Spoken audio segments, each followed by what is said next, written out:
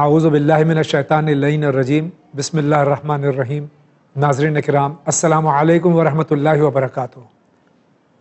آج ایک بار پھر ایام آخر یعنی ربیع النور ربیع الاول کا یہ آخری عشرہ ہے، اور اس میں ہم ایک بار پھر آپ کی خدمت میں سرکار ختم مرتبت حضرت احمد مجتبیٰ محمد مصطفیٰ صلی اللہ علیہ وآلہ وسلم اور ان کے حقیقی جانشین چھٹے امام حضرت امام جعفر صادق علیہ الصلوۃ والسلام کی ولادت باسعادت کی مبارکباد پیش کرتے ہیں۔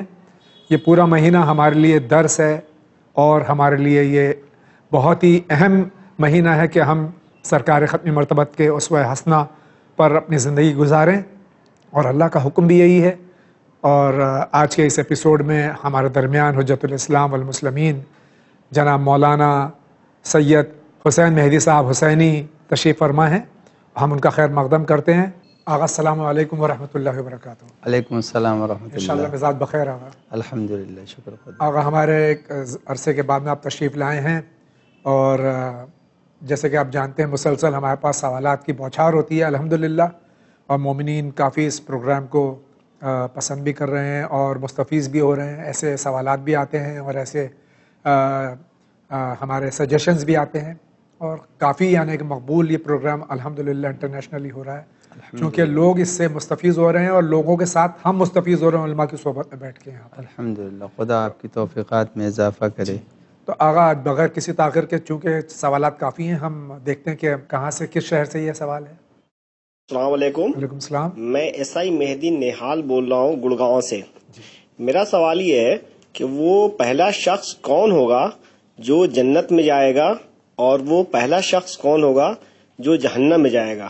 السلام علیکم۔ پہلا ہی سوال جنت و جہنم کے سلسلے میں، پہلا شخص جنت میں کون جائے گا اور پہلا شخص جہنم میں کون جائے گا؟ بسم اللہ الرحمن الرحیم، الحمدللہ اہلہ والصلاۃ علی اہلہا۔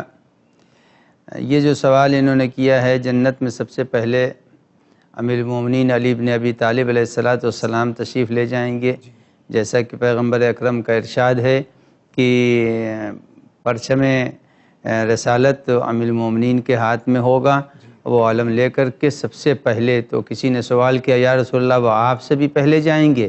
تو کہا علمدار آگے ہوتا ہے، لہٰذا امیر المومنین سب سے پہلے جائیں گے۔ اور رہا جہنم میں سب سے پہلے کون جائے گا، تو وہ تو قرآن مجید نے بہت پہلے ذکر کر دیا کہ سب سے پہلے ابلیس ہی جہنم کا مستحق ہوا، لہذا جہنم میں جو جانے والا ہے وہ پہلے ہی جا چکا ہے۔ یہ اور بات ہے کہ ابھی وہ حقیقی جہنم میں نہیں پہنچا ہے۔ بہت بہت شکریہ۔ اگلا سوال لیتے ہیں۔ السلام علیکم۔ وعلیکم السلام۔ جی، میں ایک کوشچن کرنا چاہتی ہوں کہ موضوع میں نماز ہو سکتی ہے نہیں؟ یہ ہماری بہن کا سوال ہے کہ اگر جرابیں پہنی ہوئی ہیں، ساکس موزے پہنے ہوئے ہیں، تو اس میں نماز ہو جائے گی؟ ہو جائے گی انشاءاللہ۔ جی انشاءاللہ۔ اگلا سوال دیکھتے ہیں کس شہر سے۔ ہاں، میرا سوال یہ ہے کہ نماز قدر وحشت کا صحیح وقت عشاء کے فوراً بعد ہے، مطلب بہتر ہے کہ عشاء کے فوراً بعد پڑھی، لیکن اگر کوئی میت رات میں 2-3 بجے دفن ہو اور ہم کسی عذر کی وجہ سے نہ پڑھ سکے، تو کیا نماز صبح کے فوراً بعد پڑھ سکتے ہیں؟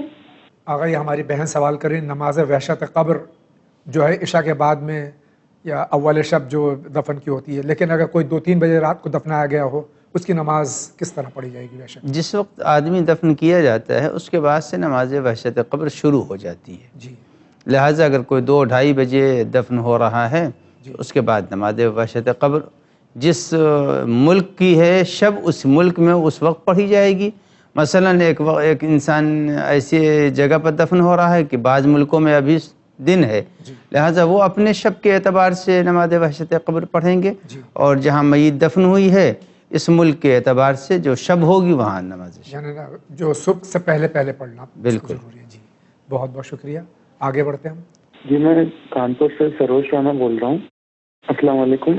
السلام۔ میں آپ کا چینل دیکھتا ہوں، مجھے بہت پسند ہے، اور اللہ تعالیٰ کرے آپ کو اور کامیابی ملے آپ کے پروگرام میں۔ میرا یہ سوال یہ تھا کہ ہمارے میں نے اسلامک ہسٹری پڑھی ہے کافی بکسوں میں، اور میں نے امام حسن علیہ السلام جو میں دوسرے امام ہیں ان کے شہادت کے بارے میں 2 اتفاق ہیں کہ ایک جگہ میں نے پڑھا تھا کہ ان کی شہادت جو ہے ان کی جو بیوی تھی انہوں نے شاید ان کو زہر دے کے شہید کیا. اور ایک دن میں مجلسوں میں نے سنا ہے کہ معاویہ نے ان کو شہید کروایا تھا. تو اس معاملے میں ذرا اس کو بتا دیجیے کہ کیا اس میں صحیح روایت ہے. شکریہ.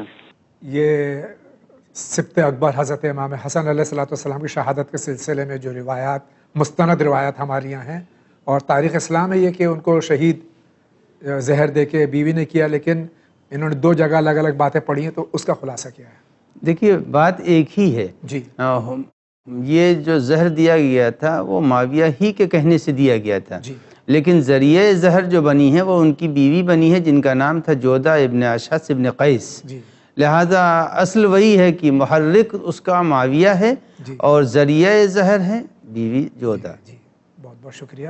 آگے دیکھتے ہیں کہاں سے سوال ہے یہ. میں کانپور سے انوار رانا بول رہا ہوں. السلام علیکم. وعلیکم السلام. میرا سوال مولانا صاحب سے یہ ہے کہ ہم لوگوں میں زکوٰۃ کا جو ہے کیا پروویژن ہے، کس طریقے سے جو ہے یا کس چیزوں پہ نکالی جائے گی؟ یہ کانپور سے ہمارے بھائی پوچھ رہے ہیں اہل تشیع میں یعنی شیعہ یعنی حیدر کران زکوٰۃ جو ہے کن کن چیزوں پہ ہے؟ اس کے پہلے بھی یہ سوال آ چکا تھا، کافی سوال آ چکے ہیں اور جواب دیا جا چکا ہے. زکوٰۃ کے لیے شرط یہ ہے کہ بھیڑ ہے، بکری ہے، گائے ہے، سونا ہے، چاندی ہے، اگر سکوں کی شکل میں ہے، کشمش ہے، ان چیزوں کے اوپر زکوٰۃ ہے. اس کا ایک مخصوص نصاب ہے الگ الگ. مثلا 40 بکریاں ہوں گی تب ہوگا. سونے چاندی کے اگر سکے بازار میں چل رہے ہوں جیسے آج کوائن چل رہے ہیں تو اس وقت دیے جائیں گے. اگر کہیں کے اوپر کسی کے زراعت کی پیداوار 9 کنٹل تک پہنچ جائے تو اس کے بعد اس کے اوپر زکوٰۃ واجب ہوگی. تو اس ہر کی الگ الگ قسمیں ہیں اور اس کے الگ الگ احکام ہیں، اور توضیح المسائل میں تفصیل سے زکوٰۃ کے احکام بتائے جا چکے ہیں، اور اس چینل سے بھی متعدد بار یہ بات نشر کی جا چکی ہے. اور ناظرین کرام اسی لیے بار بار میں یہاں سے عرض کرتا ہوں کہ گھر میں توضیح المسائل کا ہونا بہت ضروری ہے، اور اب آپ ڈاؤن لوڈ بھی کر سکتے ہیں انشاءاللہ. قائد المحترم حضرت آیت اللہ العظمیٰ سید علی الحسینی سیستانی مدظ العلی کی توضیح المسائل اب آن لائن بھی موجود ہے، اور آپ جس مرجع کی تقلید میں اگر آپ رہبر معظم کے مقلد ہیں تو ان کی بھی آپ کو مل جائے گی، اور انشاءاللہ گھر میں ضرور رکھیے. یہ ایسی کتاب ہے کہ جس کا گھر میں رہنا بہت ضروری ہے. شکریہ. آگے بڑھتے ہیں. السلام علیکم جاوید بھائی، میں کانپور سے شمع بول رہی ہوں. میرا اس مولانا صاحب سے یہ سوال ہے کہ رسول خدا کی شہادت ہم لوگ کہتے ہیں 2 روایتیں ہیں اس میں کہ ان کو زہر دیا گیا اس سے شہادت ہوئی یا نارمل ان کی وہ شہادت ہوئی. تو اس میں پلیز آپ مجھے ذرا بتائیے. Thank you. یہ کانپور سے ہماری خواہر سوال کریں کہ حضور اکرم صلی اللہ علیہ وآلہ وسلم کی شہادت زہر سے ہوئی. یہ روایت پیغمبر اکرم کو زہر دن یہودیہ نے بہت پہلے دیا تھا، سلو پوائزن، جس کی وجہ سے کہا جاتا ہے کہ پیغمبر کو اثر کر گیا وہ زہر اور اس سے حضرت کی رحلت ہوئی. لیکن وہ زہر ذریعہ یقیناً بن گیا ہوگا، لیکن اللہ نے اذا فرغت فانصب وإلی ربک فارغب، اور پیغمبر کو پہلے ہی سے شہادت اور رحلت سب کی خبر دے دی تھی کہ اے پیغمبر آپ کو اب واپس آنا ہے. لہٰذا یہ نہیں کہا جا سکتا کہ زہر سے شہادت ہوئی ہے، بلکہ زہر نے اثر کیا لیکن رحلت پیغمبر کی اپنے وقت کے اوپر. بہت بہت شکریہ. کس شہر کی باری ہے؟ میں تمل ناڈو سے بات کر رہی ہوں. میرا سوال یہ ہے کہ چند ذاکرین غلط روایتیں حدیثوں میں بیان کرتے ہیں تو ان کے لیے شرعی مسئلہ کیا ہے، اور جو چیز اسلام میں ہے موجود ہی نہیں ہے، جو عزاداری کو افضل بتا رہے ہیں، نماز کو عزاداری کے بعد بتا رہے ہیں، تو ایسے ذاکرین کو کیا کیا جائے؟ کا حل مجھے چاہیے. والسلام علیکم ورحمۃ اللہ وبرکاتہ. ہمارے یہاں کچھ بہت کم ہیں ایسے لوگ جو کہ ممبر پہ جاتے ہیں تو وہ اپنی طرف سے ایسی باتیں بیان کرتے ہیں جن کا شریعت سے تعلق نہیں ہوتا ہے. وہ اذان کو اور نماز کو جو ہے وہ ٹکراتے ہیں. اس سلسلے میں شریعت کیا کہتی ہے؟ دیکھیے اہل بیت اللہ کو عزیز ہیں اور نماز اہل بیت کو عزیز ہے، لہٰذا نہ اہل بیت کو چھوڑا جا سکتا ہے. اگر کوئی شخص چاہتا ہے کہ خدا اس سے راضی رہے تو وہ اہل بیت کو سے محبت کرے، اور اگر کوئی چاہتا ہے کہ اہل بیت اس سے محبت کریں تو وہ نمازی بن جائے. لہٰذا اگر کوئی اس طرح کی توہین آمیز باتیں کرتا ہے تو اس کی بات کو نظر انداز کریں اور حق یہی ہے کہ نہ نماز چھوڑی جا سکتی ہے نہ اہل بیت چھوڑے جا سکتے. اور ایسے لوگوں کو سمجھایا جائے، اگر نہیں سمجھتے ہیں تو پھر ایسے لوگوں کو بلائیے نہیں. ہاں وہ عوام کی ذمہ داری ہے. جی ہاں جی، بہت بہت شکریہ. آگے بڑھتے ہیں. جی میرا نام، السلام علیکم، میرا نام سید محمد علی ہے، میں غازی آباد اتر پردیش سے بول رہا ہوں. آغا میرا سوال ہے کہ ہم زیارت پڑھتے ہیں کربلا کی طرف انگلی کی کرتے ہوئے، تو یہ کس طرح کا عمل ہے؟ اور ایک سوال ہے کہ کئی لوگ مرجعوں کو گالی دیتے ہیں، اس میں کئی دوست بھی ہیں میرے، تو میں ان سے کس طرح سے میں بات کروں، کس طرح سے ان کو سمجھاؤں؟ شکریہ آغا. آغا یہ سوال، پہلے تو یہ سوال، ان کے دو سوال ہیں مظفر غازی آباد سے. ان کا پہلا سوال تو یہ کہ جب ہم زیارت پڑھتے ہیں معصومین علیہ السلام کی تو انگلی سے اشارہ کرتے ہیں قبور کی طرف، یہ کوئی روایت ہے کیا ایسی؟ مرحوم مجلسی نے بہار میں لکھا ہے پیغمبر اکرم صلی اللہ علیہ وآلہ وسلم ایک شخص کے خواب میں آیا اور سوال کیا تم امام حسین کی زیارت کیوں نہیں کرتے؟ تو اس نے کہا کہ مولا جب تک صحت تھی میں کرتا رہا، اب نہیں کر پاتا. تو حضرت نے فرمایا کہ ایسا کرو کہ تم اپنی انگلیوں سے اشارہ قبر کی طرف کرو اور بام خانہ کے اوپر یعنی اپنی ٹیرس کے اوپر جاؤ اور جا کے وہاں سے زیارت پڑھو. تو یہ روایت میں پایا جاتا ہے. اچھا، دوسرا سوال ان کا یہ ایک آغا، کچھ ہمارے یہاں یا تو نافہمی میں، کم علمی میں، جہالت میں، یا کچھ جو ہیں ایسے کسی استعمار کی یا ایسی طاقتوں کے اعلی کار بنے ہوئے ہیں کہ جو کہ مراجع کرام کو اور بزرگ علماء کو یا علماء کرام کو برا بھلا کہتے ہیں. تو شریعت میں کیا کسی عام مومن کو بھی برا بھلا کہنے کی یا گالی دینے کی اجازت ہے؟ چاہے کہ ہم مراجع کرام کو یا علماء بزرگ کو یا علماء دین کو ہم برا بھلا کہیں؟ دیکھیے مسئلہ یہ ہے کہ ہمیشہ انسان جس کسی سے روبرو ہوتا ہے اس سے کوئی نامناسب بات سنتا ہے یا دیکھتا ہے تو اظہار نفرت دل میں کر لیتا ہے.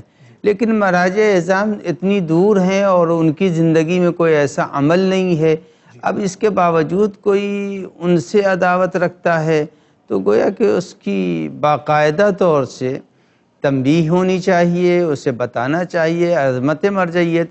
ورنہ ایک شخص جو نجف اور عراق کے اندر خدمت دین کر رہا ہے، ایک اجنبی جو ہندوستان کے اندر ہے، اس کو کیا حق پہنچتا ہے کہ وہ ان علماء، ان مراجع، ان بزرگوں کی توہین کریں جبکہ وہ اس کو جانتے بھی نہیں؟ جی بے شک. جی یعنی ایسے عام طور سے بھی کسی مومن کو بھی اہانت آمیز لفظوں سے اگر آپ کسی کے لیے غیبت حرام ہے، اگر کوئی شخص آپ کی نظر میں اچھا نہیں ہے اور امر بالمعروف آپ نہیں کر سکتے ہیں تو آپ خاموش رہیے، لیکن آپ کسی کو برا نہیں کہہ سکتے، لعنت نہیں بھیج سکتے، غیبت جائز نہیں. اور کوئی عالم دین، کوئی بزرگ عالم دین جو دنیا سے تشریف لے گیا، اس کو بھی اگر آپ برا بھلا کہہ رہے ہیں تو اور بدتر ہے، اس لیے کہ پیغمبر کا ارشاد ہے اذکروا موتاکم بالخیر، اپنے مردوں کو تم خیر سے یاد کرو. بہت بہت شکریہ. آگے بڑھتے ہیں. میں احمد علی مظفر نگر سے بول رہا ہوں. میرا سوال یہ ہے کہ شیعہ حضرات کی لڑکی سے جو سنی لوگ ہیں ان میں اس کی شادی ہو سکتی ہے؟ مولانا سے میرا سوال ہے. یہ مظفر نگر سے ہمارے بھائی سوال کر رہے ہیں کہ شیعہ لڑکی کی غیر شیعہ مسلمان سے شادی ہو سکتی ہے؟ دیکھیے شادی کے لیے پیغمبر نے فرمایا کفو سے کی جاتی ہے. جی جو جیسا ہو، شادی کرنے میں کوئی مذائقہ تو نہیں ہوتا. کلمہ لا الہ الا اللہ پڑھنے والا مسلمان ہے لیکن کفو نہیں ہے. کفو کے لیے شرط یہی ہے کہ ہم عقیدہ بھی ہو اور ایک دوسرے کی زندگی شادی سے آگے بڑھے. لیکن جب دو عقیدہ ہوگا تو شادی کے بعد بھی ٹکراؤ پیدا ہوگا. وہ لطف زندگی جو ہونا چاہیے وہ ایسے موقعوں کے اوپر ہو نہیں سکتا ہے. بہت بہت شکریہ. آگے بڑھتے ہیں. ظاہر حسین بول رہا ہوں. کیا مجھے یہ جاننا تھا کہ نماز پڑھنے میں اگر شک ہو جاتا ہے پیشاب نکلنے کا تو کیا اس سے کیا وضو ٹوٹ جاتا ہے؟ اور میں لکھنؤ یو پی سے بول رہا ہوں. یہ لکھنؤ سے ہمارے بھائی کا سوال ہے کہ اگر نماز کی حالت میں شک ہو کہ پیشاب خارج ہو گیا یا قطرے کچھ نکل گئے تو اس سے نماز ہو جائے گی یا نہیں ہوگی؟ شک معیار نہیں بنتا جب تک کہ کسی عمل کا یقین نہ ہو جائے. جب انہوں نے وضو کر لیا تو خود وہ تحقیق کرنے آیا پیشاب نکلا یا نہیں نکلا. اگر ان کو شک ہے تو شک کے اوپر وہ توجہ نہ دیں. بہت بہت شکریہ. دیکھتے ہیں سائل کیا کہتا ہے. السلام علیکم. وعلیکم السلام. میں ممبئی سے بول رہی ہوں. میرا نام ہے نیہا.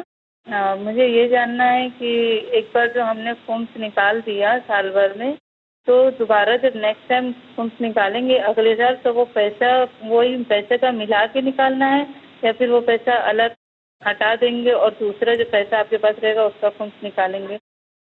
یہ مسئلہ بھی آقا کئی بار بتایا جا چکا ہے، لیکن بہت بہرحال یہ اچھی بات ہے کہ اگر ریپیٹ ہونے سے بھی ہمارے دماغ میں بات بیٹھ جائے کہ اگر ہم نے ایک سال خمس نکال دیا، ہمارے پاس پیسہ بچا ہے، اگلے سال اس پیسے پہ خمس ہے یا جو اضافہ ہوگا اس پہ ہے خمس؟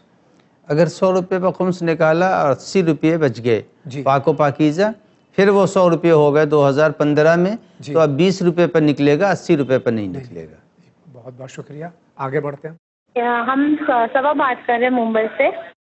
ہمیں ایک سوال کرنا ہے کہ ہمارے ڈیڈی کی طبیعت ہے نا کچھ 10 سالوں سے خراب ہے، ٹھیک ہے، کچھ بھی علاج کرتے ہیں تو کوئی فرق نہیں معلوم پڑتا ہے، تو ہم یہ جاننا چاہتے ہیں، مطلب پپا ہمارے بولتے ہیں کہ کچھ دعا تعویذ ہو گیا ہے، کچھ پرابلم ہو گئی ہے، ہم یہ جاننا چاہتے ہیں کہ کیا یہ اثر دعا تعویذ کا ہے یا یہ دوائیوں سے ٹھیک ہوں گے؟ اگر دعا تعویذ کا تو کوئی دعا ہمیں بتائے تاکہ ہم اپنے پپا کے لیے کر پائیں۔ شکریہ۔ ان کے والد 10 سال سے بیمار، اللہ شفا کاملہ اور عاجلہ محمد اور آل محمد کے صدقے میں عطا فرمائے۔ ان کو شک یہ ہے کہ کسی نے کچھ کر دیا ہے، غالباً یہی سوال ہے ان کا، تو کیا ایسا کچھ ہوتا ہے یا آگا یا اس کے لیے کچھ دعائیں ہیں؟ بہرحال قرآن مجید کی آیات ہیں، اگر ان کو یہ بیمار ہیں تو سورہ الحمد کو 70 مرتبہ زعفران اور زمزم کے پانی سے دھو کر کے ان کو پلا دیں، انشاءاللہ پروردگار عالم شفا دے گا انشاءاللہ۔ دیکھتے ہیں سائل آگے کیا کہتا ہے۔ السلام علیکم، میرا نام سرفراز علی ہے، میں اکولا مہاراشٹر سے بات کر رہا ہوں۔ مولانا صاحب، میرا ایک سوال تھا کہ داڑھی کے متعلق، داڑھی کتنی ہونی چاہیے ائمہ طاہرین کی نظر میں؟ ٹھیک ہے، میرا سوال ہے۔ اور دوسرا سوال ہے کہ سگریٹ اور گٹکا کھانے کے لیے اہل بیت کے نزدیک کیا فرمایا گیا ہے؟ شکریہ۔ یہ غالباً پچھلے 3-4 ایپیسوڈ سے سوال آ رہا ہے کہ داڑھی کے سلسلے میں شریعت کیا کہتی ہے، پہلا سوال تو یہ ہے۔ دیکھیے، داڑھی رکھنا واجب ہے اور جتنی آپ کی داڑھی ہے یہ کافی ہے۔ جی، دوسرا سوال ان کا، گٹکا، سگریٹ، تمباکو نوشی، جو ساری جو مضر اثرات چیزیں، اس کے لیے علماء اعلام کیا کہتے ہیں؟ دیکھیے، پیغمبر اور ائمہ طاہرین نے حفظان صحت یعنی صحت کو بہت ہی زیادہ اہمیت دی ہے۔ ہر وہ چیز جو کہ جس کے استعمال سے صحت متاثر ہو رہی ہو، اس کا استعمال صحیح نہیں ہے۔ بہت بہت شکریہ۔ اگلا سائل دیکھتے ہیں کیا کہتا ہے۔ ایک سوال ہے میرے پاس، میں جونپور سے ابو طالب بول رہا ہوں۔ مجھے جاننا ہے کہ کربلا کی شہادت کے بعد ساری چیزوں میں اضافہ ہوا ہے، عزاداری، نماز، مسجد، امام باڑہ، مگر کربلا کا جو مین مقصد تھا اس میں اضافہ کیوں نہیں ہوا ہے؟ آغا کربلا کے مقصد میں اضافہ کیوں نہیں ہوا ہے؟ اول تو کربلا کا جو مقصد تھا وہ اس کو خود امام حسین علیہ السلام نے جو ولید کے بلانے پر خطبہ دیا، اس کے اندر فرمایا کہ میں اپنے نانا کے امر کو عام کرنے کے لیے، ان کے حکم کو عام کرنے کے لیے نکل رہا ہوں، اصلاح کے لیے نکل رہا ہوں۔ تو اب اس وقت یہ جو فرما رہے ہیں، خود یہ کیا کہنا چاہتے ہیں وہ تو واضح نہیں ہو رہا ہے۔ مقصد امام حسین یہی تھا کہ خدا پہچانا جائے، رسالت باقی رہے، اہمیت قرآن موجود رہے، اور یہ ساری چیزیں واقعہ کربلا کے بعد باقی ہیں۔ اب اس وقت کوئی بھی جو ہے وہ یزید کو اچھا نہیں کہتا، کوئی بھی جو ہے اس وقت ظالم کی تعریف نہیں کرتا، کوئی بھی اس وقت جو ہے وہ پیغمبر اکرم صلی اللہ علیہ وسلم کی توہین کرنے والے کو گلے سے نہیں لگاتا۔ آپ دیکھیے فرانس وغیرہ میں تو یہ مذمت خود دلیل ہے کہ مقصد امام حسین زندہ ہے۔ اگر ان کے دل میں کچھ اور ہے تو انہوں نے بیان نہیں کیا ہے۔ اور سب سے بڑی بات تو یہ ہے کہ امام حسین کی شہادت سے پہلے جمعے کی نماز بدھ کو پڑھائی گئی، اس کے بعد شہادت کے بعد سے آج تک کسی کی ہمت جرات نہیں ہوئی کہ جمعے کی نماز بدھ کو پڑھا دیں۔ یہ امام حسین علیہ السلام کی فتح کا خاص ایک بات ہے اس میں۔ آئیے اسی کے ساتھ آگے بڑھتے ہیں۔ السلام علیکم۔ وعلیکم السلام۔ میں افزارہ بول رہی ہوں کیرانے سے، اور میرا سوال یہ ہے کہ میرے گھر میں میرے شوہر ہی ہیں اور بچے چھوٹے ہیں، اگر میں اپنے ساس سسر کی فاتحہ دیتی ہوں تو بہت سے آدمی یہ کہتے ہیں کہ عورت کی فاتحہ نہیں لگتی ہے، تو آپ مجھے بتائیں مجبوری کے تحت میں دے سکتی ہوں یا میں جان بوجھ کے بھی دے سکتی ہوں فاتحہ؟ شکریہ۔ آغا ہماری یہاں بہت سی چیزیں ایسی ہیں کہ جو کہ شریعت سے جن کا کوئی واسطہ بھی نہیں ہے۔ فاتحہ کے لیے ہم لوگ سمجھتے ہیں کہ فاتحہ کے لیے ہمارے پاس پورا خان سجا ہو، اس کے اندر دنیا بھر کے لوازمات ہوں، بالائی بھی ہو، قورمہ بھی ہو، میٹھا بھی ہو، کھٹا بھی ہو، اور ہر طرح کی چیزوں جب جا کے فاتحہ پہنچتا ہے۔ شریعت کیا کہتی ہے؟ شریعت کے لیے یہ چیزیں بھی ضرورت نہیں ہے، صرف سورہ الحمد ہے، 3 قل هو اللہ ہے، شروع میں بھی صلوات 3 مرتبہ اور آخر میں بھی 3 مرتبہ صلوات، بس یہی پہنچے گی بس وہ کافی ہے۔ بہت بہت شکریہ، آگے بڑھتے ہیں۔ السلام علیکم مولانا السلام ورحمۃ اللہ وبرکاتہ۔ میں وہاں پورہ بڑگام سری نگر سے مظفر حسن بول رہا ہوں۔ مولانا صاحب میرا ایک سوال ہے آپ سے، جو کربلا میں 72 شہداء کربلا تھے، کیا وہ سب کے سب مسلمان تھے یا اس وقت مسلمان ہو گئے یا اس سے پہلے کوئی مسلمان ہو گیا، یا کہ مجھے ایگزیکٹ بتائیے کہ پورے کے پورے مسلمان ہی تھے یا نہیں؟ شکریہ۔ یہ ہمارے بھائی کا ایک سوال ہے، یہ فرما رہے ہیں 72 شہداء کربلا علیہم الصلاۃ والسلام میں سب کے سب مسلمان تھے یا کوئی اس میں سے ایسا بھی تھا کہ جو کربلا کے واقعے سے پہلے مسلمان نہیں تھا؟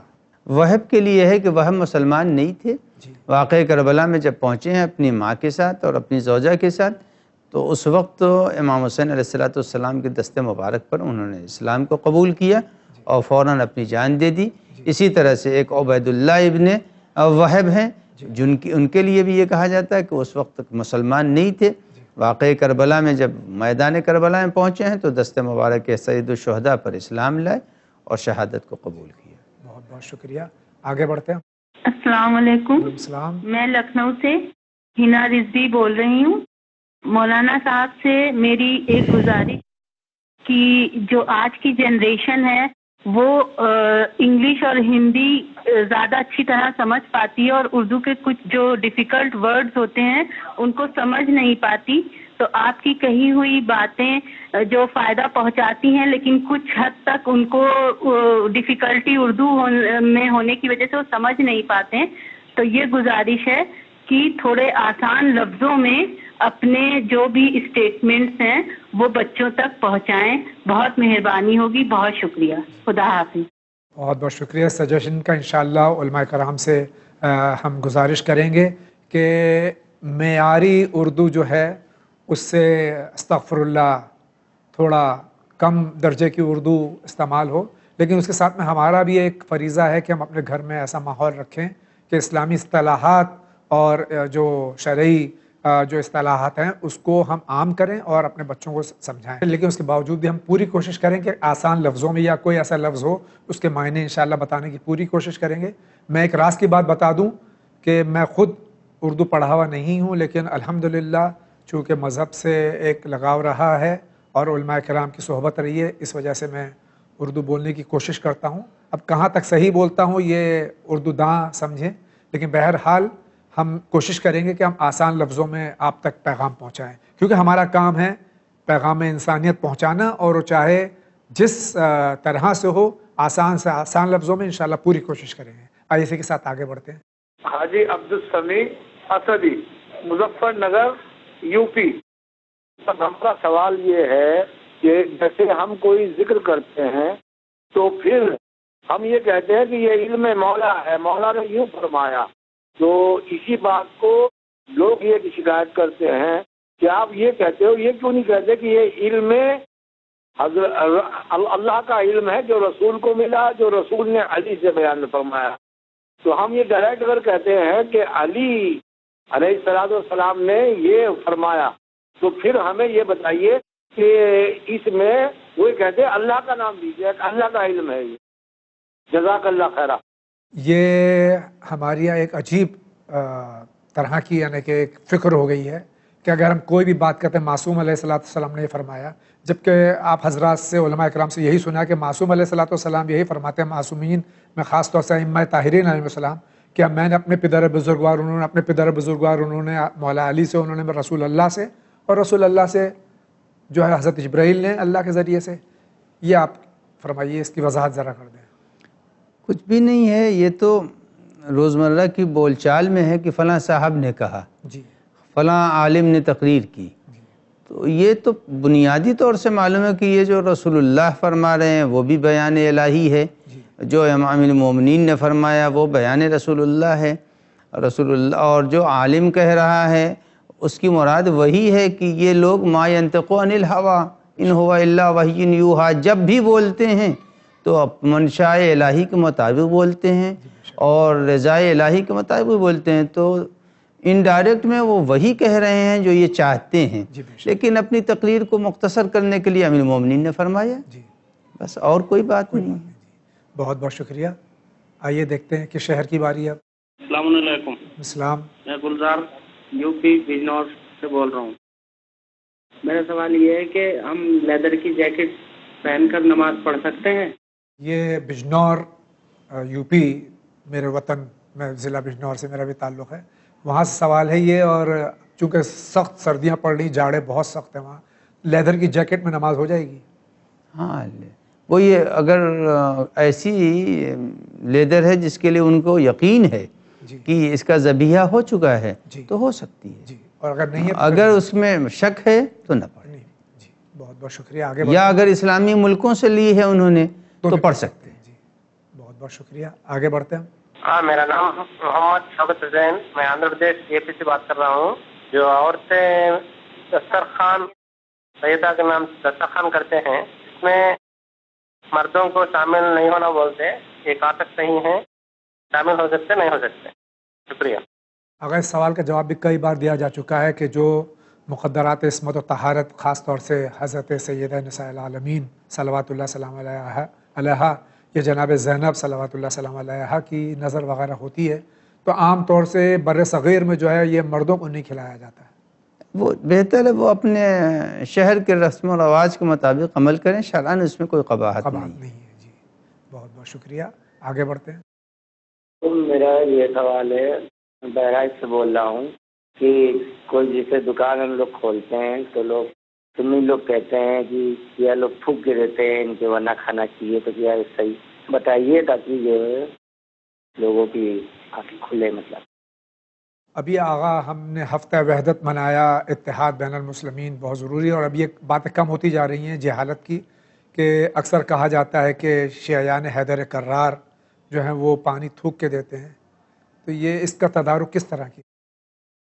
مقصد ہے کہ جن علاقوں کے اندر شیعہ سنی باہم رہتے ہیں ان لوگوں کو آپ لوگ لائیے اور لا کر کے اسٹوڈیو میں وہ بیان کریں کہ نہیں یہ بالکل جھوٹ ہے، ایسی کوئی بات نہیں ہے۔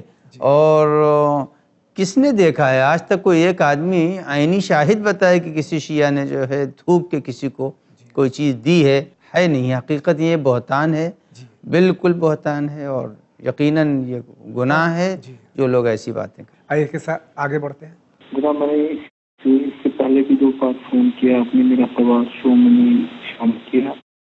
سر میرا سوال یہ ہے کہ حکم اور فتویٰ میں کیا فرق ہے؟ حکم کن پہ لاگو ہوتا ہے اور فتویٰ کن پہ لاگو ہوتا ہے؟ آغا ان کا سوال یہ ہے کہ حکم اور فتوے میں کیا فرق ہے؟ ہاں، حکم اور فتوے میں اس زمانے میں تو پوچھنا بھی نہیں چاہیے۔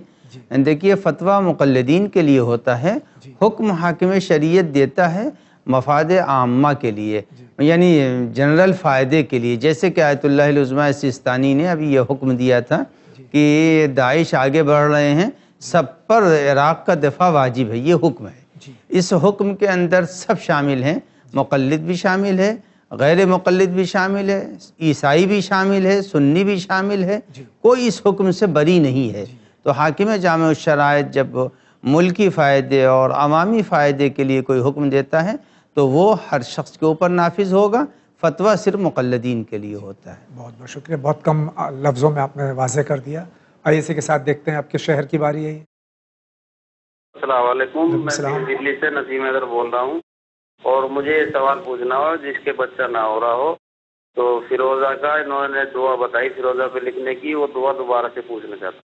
یہ ایک سوال ہے کہ جو لا ولد ہو، اولاد نہ ہو رہی ہو، تو کسی عالم نے یہاں بتایا تھا کہ فیروزے پہ ایک دعا، مخصوص دعا ہے کوئی لکھنی ہے، تو وہ دعا کہہ رہے ہیں کہ پھر سے ریپیٹ کر دیجئے۔ کئی دعائیں ہیں، اب فیروزے کے اوپر جو دعا ہے هو الخالق ہے، هو الخالق لکھیں، هو الباری لکھیں تو انشاءاللہ، اور نہ بھی لکھیں، صرف شکستہ دل ہو کر کے دعا کر دیں تو یقیناً رب العزت اولاد سے سرفراز فرمائے۔ بہت بہت شکریہ، آگے بڑھتے ہیں۔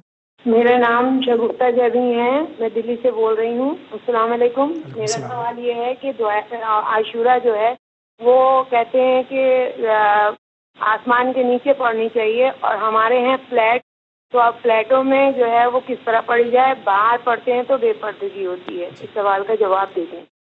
زیارت عاشورہ کے لیے ایک یہ بھی قید ہے کہ اس کو کھلے آسمان کے نیچے پڑھنا چاہیے، لیکن اب ممبئی جیسے شہر یا دہلی وغیرہ میں شہروں میں جہاں فلیٹ میں لوگ رہتے ہیں تو کھلے آسمان میں نہیں پڑھ سکتے، تو اس کے لیے کیا کیا جائے؟ جہاں کے اوپر بھی ہیں پڑھیں، انشاءاللہ تعالیٰ ان کو وہی ثواب ملے گا انشاءاللہ. بہت بہت شکریہ. اگلا سائل کیا کہتا ہے؟ السلام علیکم. السلام. میں فیروز اختر نقوی اتراکھنڈ رام نگر سے بول رہا ہوں. میرا سوال یہ ہے کہ کیا باغ ذہن کا اگر انتقال ہو جاتا ہے تو اس کا بڑا بیٹا مٹی دے گا یا نہیں دے گا؟ اگر والدین میں سے کسی کا انتقال ہو جائے تو بڑا بیٹا مٹی دے سکتا ہے یا نہیں دے سکتا ہے؟ بڑے بیٹے کی قید نہیں ہے، اولاد کے لیے منع کیا گیا ہے تاکہ دل نرم رہتا ہے اور شقاوت کا مظاہرہ ہوگا کہ اچھا یہ جا رہے ہیں جانے تو، چونکہ اس کو یوں تر مٹی دی جاتی ہے لہذا مکروہ قرار دیا گیا ہے. اور ناظرین کرام، اسی کے ساتھ ہم جا رہے ہیں ایک بہت مختصر سے بریک پہ، لیکن آپ کہیں نہیں جائیے، بہت جلد حاضر ہوتے ہیں. بسم اللہ الرحمن الرحیم. علماء اعلام نے اپنی کتابوں میں لکھا ہے کہ ایک شخص جہنم میں ڈالا جا رہا تھا، تو جب اسے داروغہ جہنم تک لے گئے اور داروغہ جہنم سے کہا گیا کہ جہنم کا دروازہ کھولو، تو دروازہ نہیں کھل رہا تھا. تو ملک نے پوچھا داروغہ جہنم سے کہ دروازہ کیوں نہیں کھولتے؟ تو جواب دیا داروغہ جہنم نے کہ دروازے جہنم پر ایک بڑا پتھر ہے جس کی وجہ سے جہنم کا دروازہ نہیں کھل رہا. تو پوچھا یہ پتھر کیسا ہے؟ تو بتایا کہ اس جہنمی نے راہ خدا میں 1 روپیہ دے دیا تھا، لہٰذا وہ 1 روپیہ آج جہنم کے دروازے پر پتھر بن کے رکاوٹ بن رہا ہے. بس یاد رکھیے، آدمی کی زندگی میں 2 4 5 روپے اگر نکل جائیں تو وہ 2 4 روپے آدمی کو جہنم کے ہو سکتا ہے کہ بڑے خطرے سے محفوظ کر لیں. آپ حضرات سے گزارش ہے کہ ون کے لیے صرف روزانہ 5 روپے یعنی 1 مہینے میں 150 روپے بنتے ہیں، وہ آپ بھیجیں. اور یہ 150 روپے جب آپ یہاں بھیجیں گے تو یہ نہ سمجھیے کہ یہ ون کو بھیج رہے ہیں، بلکہ پردہ غیب میں جو امام ہے اس کے دین کی نصرت میں یہ پیسے خرچ ہوں گے. اور ایسے افراد کو امام وقت اپنی دعاؤں میں شامل کرتے ہیں جو نہ جانتے ہوئے بھی امام کی مدد کرتے ہیں. اور نشر دین میں اگر آپ نے اپنے یہ 5 روپے روزانہ نکال دیے اور 150 روپے آپ نے ون کو روانہ کر دیے تو یہ معمولی سی رقم قطرہ قطرہ دریا گردد. آپ تو یہ سمجھ رہے ہیں کہ چھوٹی سی رقم ہے، لیکن جب اسی طرح سے 1 لاکھ آدمی اگر وہ 150 روپے آپ کے اس مرکز پر پہنچیں گے، یاد رکھیے اگر آپ 150 روپے یہاں دیں گے تو یہ آپ کے 150 روپے کفر کے طوفان کو اپنی طرف سے ٹال دیا کریں گے. والسلام علیکم ورحمۃ اللہ. World Islamic Network bank details: State Bank of India branch Samuel street Mumbai 9، account number 336802133703، IFSC SBIN 0060138، ICICI bank branch بھاد بازار Mumbai 9، account number 1223050000220، RTGS NFTS IFSC code ICIC 0001223. آپ اپنا چیک یا ڈیمانڈ ڈرافٹ بھی ہمیں پوسٹ کر سکتے ہیں. آپ منی گرام اور ویسٹرن یونین سے بھی ڈونیشن یا خمس ٹرانسفر کر سکتے ہیں. ہمارا پتہ ہے ورلڈ اسلامک نیٹ ورک 6769 حضرت عباس علیہ السلام street, Dongri, Mumbai 400009 India. Telephone number 912223433540 23434304. Email winislam@gmail.com. Website winislam.com.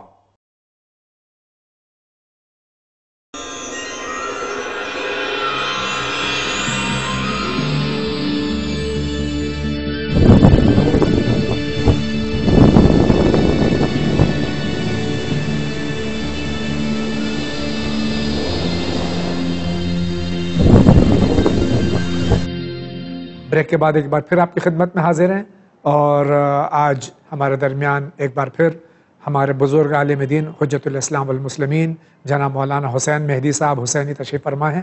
ہم ان سے پھر سوالات پوچھ رہے ہیں اور مستفیض ہو رہے ہیں. ہم دیکھتے ہیں سوال کس شہر سے. حسین عبدی بول رہا ہوں بارہ بنکی سے. میرا سوال یہ ہے کہ مولا علی علیہ السلام کے قاتل کو جب لوگ پکڑ کر کے لائے تھے تو اس کو مولا علی نے کہا کہ اس کا جرم ثابت نہیں ہے, لہذا اس کو جو ہے ابھی سزا نہیں دی جا سکتی ہے. اور قرآن مجید میں ہے کہ جناب خضر علیہ السلام نے ایک بچے کو اس بنا پہ قتل کر دیا تھا کہ یہ بڑا ہو کر کے شر و فساد پھیلائے گا. تو اس میں یہ دونوں میں اختلاف کیسا ہے, کیا واضح کر دیں. وعلیکم. آغا شاید میں نے نہیں سنا ہو, مولا علی نے یہ تو شاید نہیں فرمایا کہ اس پر جرم ثابت نہیں ہے عبد الرحمن بن ملجم لعنت اللہ علیہ پہ, اور پھر حضرت خضر کا جو واقعہ قرآن میں ہے. دیکھیے دو الگ الگ چیزوں کو انہوں نے ملا دیا ہے. سب سے پہلی چیز ہے کہ امیر المومنین کا یہ ارشاد بھی نہیں ہے کہ اس کا جرم ثابت نہیں ہے, بلکہ مولا نے فرمایا تھا کہ میں اس کے کا ذمہ دار ہوں, میں چاہوں معاف کر دوں, میں چاہوں اس کا جو ہے قصاص لے لوں, لیکن جب تک میں زندہ ہوں اس کے اوپر قصاص اور حد جاری نہیں ہوگی, میرے بعد تم کو اختیار ہے. تو مولا کائنات نے یہ نہیں فرمایا کہ اس کا جرم ثابت نہیں. جرم تو اس کا ثابت تھا, اس نے اقرار بھی کیا تھا, اس نے خود اقرار بھی کیا تھا کہ جو بدبخت ہونا چاہے. اچھا, اب رہی بات جناب خضر کی, تو دو چیزیں ہوتی ہیں, ایک عالم ظاہر کا عمل ہوتا ہے, ایک عالم باطن کا عمل ہوتا ہے. ملک الموت بھی تو قبض روح کرتے ہیں. یہ ملک الموت جس طرح سے قبض روح کر رہے ہیں, اسی طرح سے عالم تکوین یعنی وہ عالم جو ہماری اس دنیا سے علیحدہ ہے, جناب خضر نے جو کام کیا تھا وہ اس ظاہری نظام کے تحت نہیں کیا تھا, بلکہ وہ باطنی نظام کے تحت اس بچے کو قتل کیا تھا. اور ہم جو زندگی گزار رہے ہیں یہ ظاہری نظام میں گزار رہے ہیں, اس کا حکم اس کے حکم سے الگ ہے. بہت بہت شکریہ. آگے بڑھتے ہیں. السلام علیکم. وعلیکم السلام ورحمۃ اللہ وبرکاتہ. میں علی گڑھ سے بہلول رضا عابدی بول رہا ہوں, اور مجھے بہت ہی خوشی ہوتی ہے آپ کے چینل سے. آپ کے چینل اتنا اچھا ہے ماشاءاللہ. شکریہ. اور یہ میں نے ایئرٹیل ٹی وی سے لگوایا ہے یہاں پر, اور میرے گھر والے بھی سب, امی اور پاپا سب خوش ہیں, اور میری طرف سے اور میرے ماں باپ کی طرف سے آپ سب کو السلام علیکم ورحمۃ اللہ. وعلیکم السلام ورحمۃ اللہ وبرکاتہ. یہ جہاں جہاں الیکٹریسٹی موجود ہے اور چینل ون نہیں آ رہا ہے, اور جہاں آ رہا ہے ان ناظرین کا یہ فرض بنتا ہے کہ وہ اس جگہ جہاں پر لوگ مستفیض نہیں ہو رہے ہیں چینل ون سے, وہاں اطلاع دیں کہ ایئرٹیل پہ ڈی ٹی ایچ پہ اب یہ چینل دستیاب ہے, وہاں یہ ڈش لے لیں. انشاءاللہ ڈی ٹی ایچ پہ چینل نمبر 699 699 پہ یہ دستیاب ہے. یہ جلد سے جلد اس ڈش کو حاصل کریں اور اس چینل سے مستفیض ہوں. آئیے اسی کے ساتھ آگے بڑھتے ہیں. جی السلام علیکم. وعلیکم السلام. ہم ممبئی سے بات کر رہے ہیں. ایکچولی ہمیں نا دو سوال ہے ہمارے. ایک سوال ہمارا یہ ہے کہ ہم جنہیں امپورٹینس دیتے ہیں وہ امپورٹینس بھی دیتے ہیں, سب کیا کریں, مطلب ایسا لگتا ہے کہ تنہا ہے ہم دنیا میں. اور دوسرا ہمارا یہ سوال ہے کہ ہمارے پپا کی طبیعت نہیں ٹھیک ہے, تو ہم ان کے لیے کیا کرنا, مطلب ان کے لیے دوائی ووائی سب کرے لیکن سب کچھ فرق نہیں پڑ رہا ہے, تو ہمیں اس سوال کا جواب دیجیے. دو سوال ہیں دراصل, ایک ہی سوال ہے کہ یہ چونکہ والد بیمار ہے اس وجہ سے کافی اپنے آپ کو تنہا اور یا اکیلا محسوس کرتی ہیں, اس کا علاج کیا ہے؟ دیکھیے اگر صحت نہیں ہو رہی ہے تو اس کا ذریعہ یہی ہے کہ یہ وہ مقامی عالم سے ملاقات کریں اور ایک جانور کا فدیہ دیں. اور اس کے لیے ایک مختصر سی دعا ہے کہ اگر مرد ہے تو لحمہ بلحمہ ودمہ بدمہا, اور اس گوسفند کو ان کے چارپائی کے ارد گرد گھما کر کے اس کو ذبح کر دیں اور فقراء میں اس کو گوشت کو تقسیم کریں, انشاءاللہ شفا ہوگی. اور پھر وہی بات کی 70 مرتبہ سورہ مبارکہ الحمد کو لکھ کے زعفران سے اور زمزم کے پانی یا خاک کربلا یعنی کربلا معلیٰ کے پانی میں اس سے دھو لیں اور دھو کے پلا دیں, انشاءاللہ شفا ہوگی. انشاءاللہ. بہت بہت شکریہ. اسی کے ساتھ میں کچھ سوالات جو واٹس ایپ کے ذریعے آغاز لے لیتے ہیں. السلام علیکم. علیکم السلام. حج کا احرام باندھتے غلطی سے احرام میں کچا رہ گیا ہے تو مجھ پر کفارہ ہے, کیا کرنا چاہیے مجھے؟ کچا کیا چیز؟ Under where. اچھا پہن لیا ہے جی, ہاں اس کا کفارہ دینا پڑے گا. مخیط یعنی سلا کپڑا پہن لیا ہے, سلا کپڑا پہن لیا تو اس کو کفارہ دینا پڑے گا ان کو. السلام علیکم. علیکم السلام.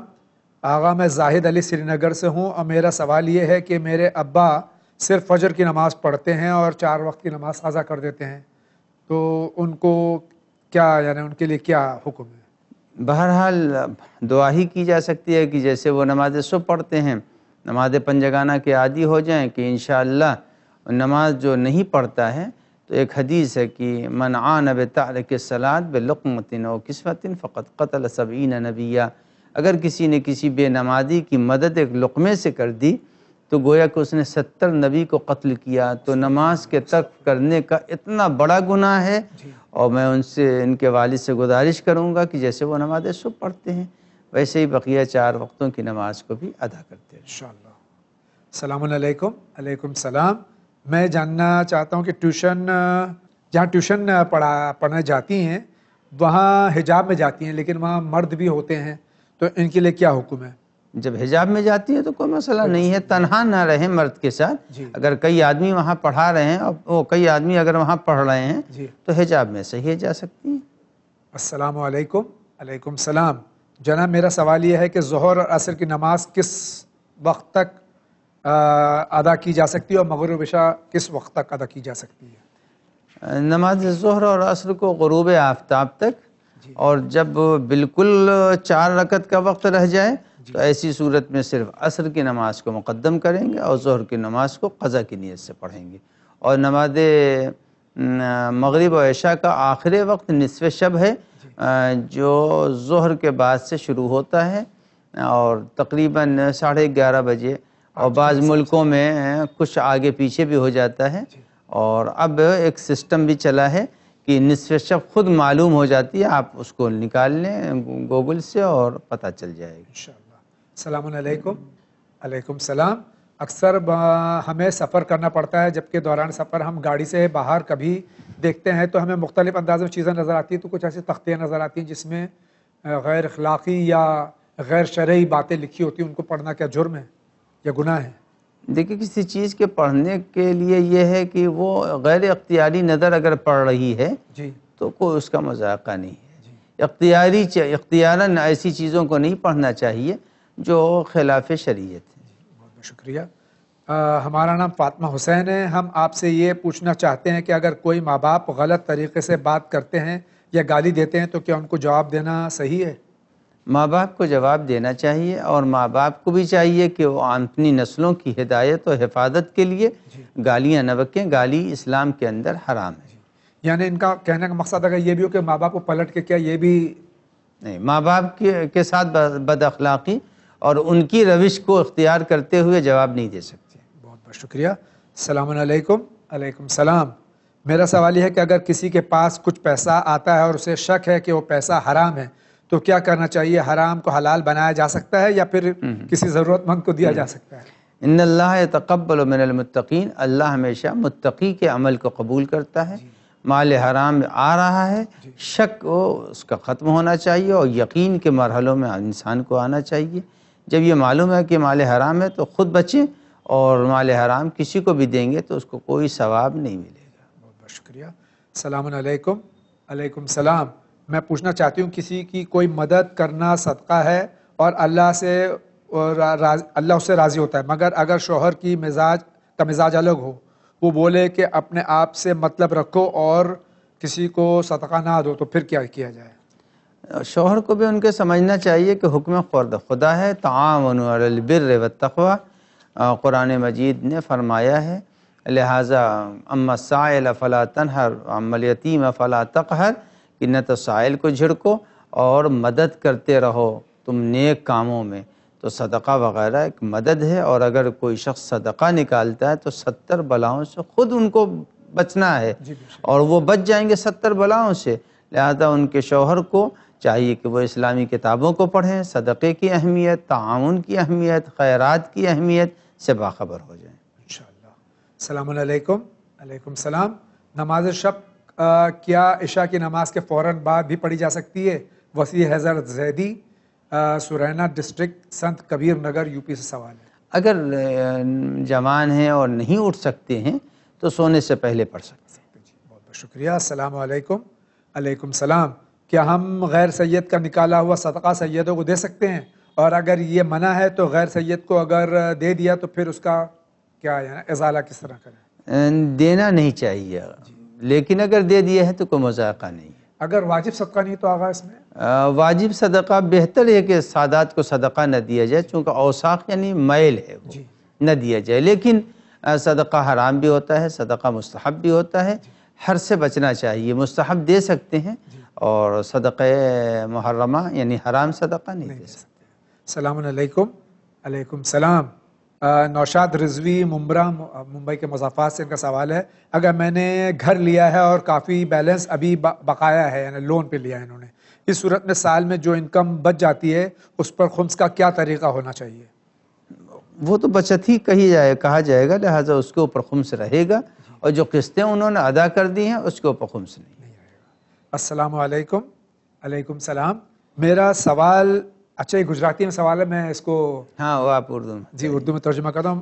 معروف سوال ہے کہ خمس کے کس طرح سے نکالا جاتا ہے اور اس کا آسان طریقہ بتا دیجئے۔ خمس کا مسئلہ یہ ہے کہ مثلاً اب آج 12 فروری تھی، تو اگر یہ 12 جنوری ہے، تو اگر یہ 12 جنوری کو خمس نکالنا چاہتے ہیں، ان کے گھر میں اگر 100 روپے ہیں تو 100 روپے پر یہ مال کو 100 روپے قرار دیں، اور جو جنس غلہ وغیرہ ہے اس کی قیمت قرار دیں، مثلا وہ بھی 10 روپے ہے تو 110 روپے کے اوپر وہ خمس نکالیں گے، اور اس کا صرف 22 روپے خمس ہوگا۔ اور اب آئندہ سال جب یہ نکالیں گے اور جو رقم بچی ہوئی ہے خمس کی، خمس نکالی ہوئی ہے اس پر نہ نکالیں، جو بڑھی ہوئی ہے اس پر نکال لیں۔ السلام علیکم۔ علیکم السلام۔ ہم یو پی سے ہیں اور ہمارا سوال یہ ہے کہ جس جگہ چپل یا جوتے رکھے جاتے ہیں، پہن کے جاتے ہیں، اس جگہ جانماز بچھا کر کیا نماز پڑھ سکتے ہیں؟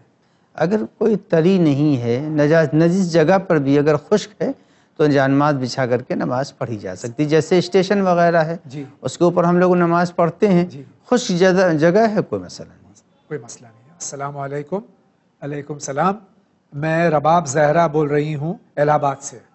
میرا سوال یہ ہے کہ اگر کوئی نماز پڑھ رہا ہو اور کسی نے پانی مانگا تو نماز جاری رکھنی چاہیے یا اس کو نماز توڑ کے پانی پلانا چاہیے؟ اگر نماز مستحب ہے اور والدین ہیں تو توڑ سکتے ہیں، اور اگر کسی کی جان کو خطرہ ہے، اگر ہم نے نماز مکمل کی اور وہ مر جائے گا یا ایسی کوئی پوزیشن آ جائے تو نماز توڑی جا سکتی ہے، ورنہ کسی کے پانی مانگنے پر نماز توڑی نہیں جا سکتی۔ بہت بہت شکریہ۔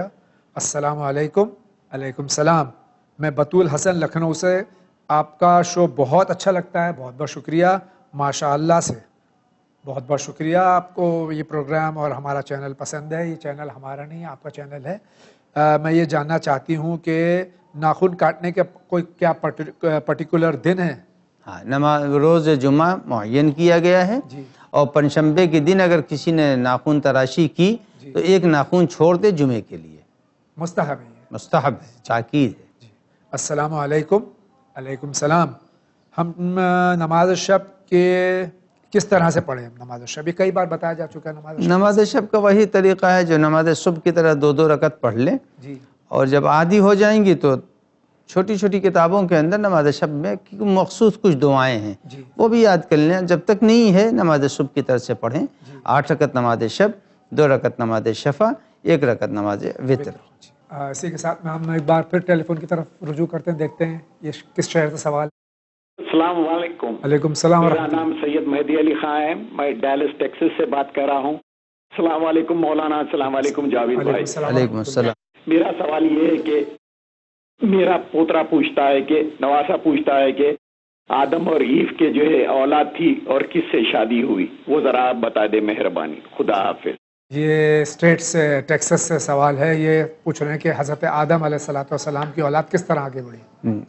حوریہ اور جنیہ 2 آئی تھیں اور ان سے شادیاں ہوئیں، اور اس کے بعد جو بچے پیدا ہوئے ان دونوں سے، پھر وہ چچاداد بھائی بہن کے درمیان رشتہ چلا۔ بہت بہت شکریہ، آگے بڑھتے ہیں۔ میرا نام سید محمد اطہر ہے، میں لکھنؤ سے بول رہا ہوں۔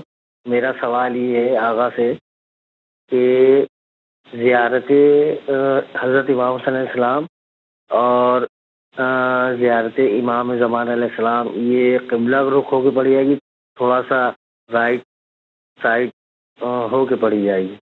یہ ان کا سوال ہے کہ سید الشہداء علیہ الصلوۃ والسلام کی زیارت اور زیارت حضرت ولی عصر اجل اللہ تعالیٰ فرجہ شریف بالکل قبلہ رخ ہونا چاہیے یا تھوڑا رائٹ کی طرف ہندوستان میں؟ چونکہ یہ چینل ساری دنیا دیکھ رہی ہے جی لہٰذا قبلہ معیار نہیں ہے، جی خود یہ مزارات مقدسہ جس ملک کے سامنے ہوں گے ادھر رک کر کے پڑھا جائے گا۔ ہو سکتا ہے کہ ہماری طرف یہ مغرب ہے، کسی اور ملک میں یہ مشرق میں پڑھ رہا ہو، عراق اور نجف، لہذا جس ملک میں آدمی رہ رہا ہے وہ اپنے ملک کے اعتبار سے اس رخ کی طرف زیارت پڑھے، نقشہ دیکھ لے اس کے حساب سے زیارت پڑھے۔ اسی کے ساتھ ہم دیکھتے ہیں یہ سوال کیا کہہ رہا ہے۔ السلام علیکم۔ وعلیکم السلام۔ میرا نام سید عباس رضا ہے اور میں ڈیٹرائٹ سے بول رہا ہوں۔ میرا سوال یہ ہے کہ ہم 14 سال سے حق کو ثابت کرنے کی کوشش کرتے ہیں، جو 14 سال ہوئے ابھی تک جو حق کو نہ سمجھ پایا اس کے لیے ہم کیوں ابھی تک اسی میں لگے ہیں، اور تعلیمات کیوں نہیں ہم کوشش کرتے ہیں کہ لوگوں کو پہنچے، بجائے حق کو ثابت کرنے کے لیے کہ حق کیا تھا حق کیا نہیں ہے۔ تو یہ میرا سوال یہ ہے کہ ہمیں مجلسوں میں اب اپنا جو اسٹیٹمنٹس ہے وہ مختلف ہونا چاہیے۔ کو الگ طرح کی مجلسیں اب درکار ہیں، یہ فرماتے ہیں کہ حق کو ثابت کرنے کے بجائے اب دوسری چیزوں پہ ہمیں دھیان دینا چاہیے۔ جن لوگوں کو کے درمیان حق ثابت کیا گیا تھا وہ جا چکے ہیں، اب نئی نسل پھر آ گئی ہے، تو ان کی مراد حق سے کیا ہے؟ جو مجلسیں ہیں وہ عین حق ہیں، اس کے اندر اگر کوئی کمی ہے تو ان کا ذوق سماعت بدلنے کی ضرورت ہے، اور جب ذوق سماعت بدلے گا تو اسلامی بہت سے موضوعات مجلس میں جیسے ایران وغیرہ میں مختلف موضوعات کے اوپر لوگ تقریریں کرتے ہیں، اسی طرح سے ان کے ڈیٹرائٹ میں بھی مجلسیں اسی عنوان سے ہوں گی، اور اچھے ذاکرین ہیں جو مختلف موضوعات پر تقریریں پڑھتے ہیں۔ ہمارے ہندوستان میں الحمدللہ بھی سلسلہ شروع ہو گیا، ہمارے مختلف موضوعات کے اوپر تقریریں ہو رہی ہیں۔ جی ہاں، بہت بہت شکریہ۔ اسی کے ساتھ آگے بڑھتے ہیں۔ السلام علیکم، میرا نام سید علی عباس ہے، میں احمد آباد سے بول رہا ہوں۔ میرا سوال یہ ہے کہ باپ کی قبر ہے، اس کے اندر دوبارہ بیٹے کا انتقال ہو چکا ہے، تو کیا بیٹے کو بھی دفنایا جا سکتا ہے؟ یہ احمد آباد سے ہمارے بھائی سوال کریں کہ باپ کے انتقال کے بعد میں ایک زمانے کے بعد میں بیٹے کا انتقال ہو جائے تو اس قبر میں بیٹے کو اتارا جا سکتا ہے؟ اگر وہ پہلی قبر بوسیدہ ہو چکی ہے اور وہ ہڈیاں وغیرہ بوسیدہ ہو چکی ہیں تو دفن کر سکتے ہیں، کوئی حرج نہیں ہے۔ اسی کے ساتھ آگے بڑھتے ہیں۔ السلام علیکم۔ وعلیکم السلام۔ میں جنید سے بولتی ہوں، میں اپنا نام نہیں بتا سکتی، پر میرا سوال یہ ہے کہ میں شوہر کی پہلی پتنی گزر چکی ہے تو ان کی مہر دینا ضروری ہے کہ نہیں؟ میرے شوہر نے ان کی مہر ابھی تک کی نہیں دی ہے، اس کو گزر کے 5 سال ہو گئے۔ میرے یہ سوال کا جواب کب تک ملے گا؟ یہ خاتون جو ہیں ہماری بہن سوال کر رہی ہیں کہ شوہر نے ان کو مہر نہیں دیا ہے، مطالبہ کر رہی ہیں کہ میرا مہر، شوہر نے نہیں دیا ہے۔ بہرحال اگر شوہر زندہ ہیں تو انہیں دینا چاہیے، اور اگر مر گئے ہیں تو ان کے ورثہ کو مہر ادا کرنا چاہیے، وہ قرض ہے۔ قرض ہے وہ، جی ہاں، بہت بہت شکریہ۔ اسی کے ساتھ میں دیکھتے ہیں اب سائل کیا کہتا ہے۔ خان انصاری، اور میں ایرول امریکی سے بول رہا ہوں۔ میں جو ہے اپنا نماز وغیرہ میں سب کچھ جو ہے پڑھتا ہوں، اور زکوٰۃ وغیرہ میں سب کچھ نکال کے دیتا ہوں مدرسوں میں، اور پھر بھی جو ہے ہمارے گھروں میں جو ہے برکت نہیں ہوتی ہے، تو اس کے لیے ہم کو کیا کرنا ہوگا کہ جو ہے برکت ہو ہمارے گھروں میں، اور پیسہ مطلب جو بچے مطلب پیسہ جو ہے خوب مطلب خرچہ ہوتا جاتا ہے، رکتا نہیں ہے، اس کے لیے ہم کو کیا کرنا ہوگا آپ پلیز بتا دیں۔ یہ ہمارے بھائی جو ہیں برادران اہل سنت میں سے ہیں، ان کے گھر میں یہ نماز روزہ سب کچھ ہوتا ہے، اس کے باوجود برکت نہیں ہے۔ بہتر ہوگا کہ یہ قرآن مجید کی تلاوت، اور سردار جنت کو کون نہیں مانتا؟ امام حسن امام حسین سردار جنت ہیں، نواسہ رسول ہیں، ان کے ارواح طیبہ کو قرآن مجید کی تلاوت کرا کے ہدیہ کرائیں، اور رسول خدا کی خدمت میں انشاءاللہ خدا توفیقات بھی بڑھا دے گا اور برکت بھی عنایت فرمائے گا انشاءاللہ۔ دیکھتے ہیں اگلا سوال کس شہر سے۔ جی میں کلکتے سے بول رہا ہوں۔ السلام علیکم۔ وعلیکم السلام ورحمۃ اللہ۔ اور میرا سوال یہ ہے کہ اپنا نام نہیں بتانا چاہتا کہ امام حسین پر اور ان کے کنبے پر جو مصیبتیں کربلا میں ہوئی ہیں اور جس کا غم ہم شیعان حیدر کرار آج تک مناتے ہیں، الحمدللہ، تو یہ غم تو خیر اپنی جگہ پہ ہے، لیکن ایک بات کا فلسفہ سمجھ میں نہیں آتا ہے.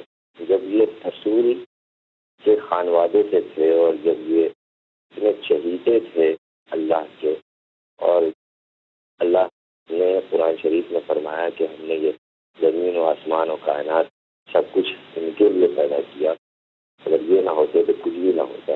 تو پھر یہ فلسفہ سمجھ میں نہیں آتا ہے کہ پھر اللہ نے ان کو اتنے سارے مصائب میں کیوں مبتلا کیا.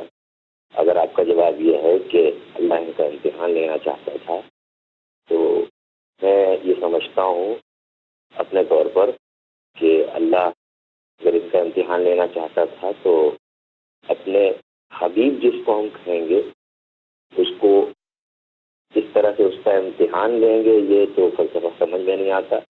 اور اگر کسی امتحان لینے کے بعد اس کو کوئی ہم سند دیں کہ ہاں تم اب ہمارے مقربین میں سے ہو اور پلٹ آئے نفس مطمئنہ، یہ بات بھی سمجھ میں نہیں آتی ہے کہ جس کو ہم چاہیں اس کے ساتھ اتنا سخت امتحان لیں کے بعد پھر اس کو واپس ایک سند دیں کہ ہاں تم سردار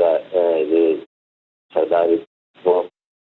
تو یہ باتیں کچھ کلیئر نہیں ہوتی ہیں کہ اللہ تعالیٰ نے اتنے ان کا بہت طویل سوال ہے. ان کی بات یہ سمجھ میں نہیں آتی ہے کہ جب یہ بالکل جس طرح کے روز روشن سورج نکلنے سے ثابت ہوتا ہے، اس طرح ثابت ہے کہ اہل بیت علیہ الصلوۃ والسلام خاصان خدا میں سے تھے، پھر اس قدر ان کا امتحان کیوں تھا؟